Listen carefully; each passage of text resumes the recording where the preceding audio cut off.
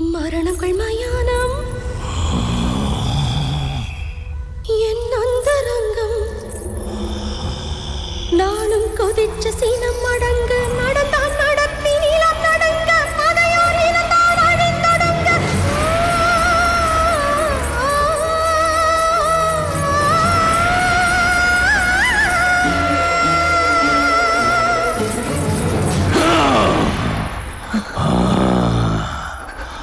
பாட்டு ரசிக்கிறதுக்காக மட்டும் இல்ல பொம்மாயி, ருசிக்கிறதுக்காகவும் பாடு.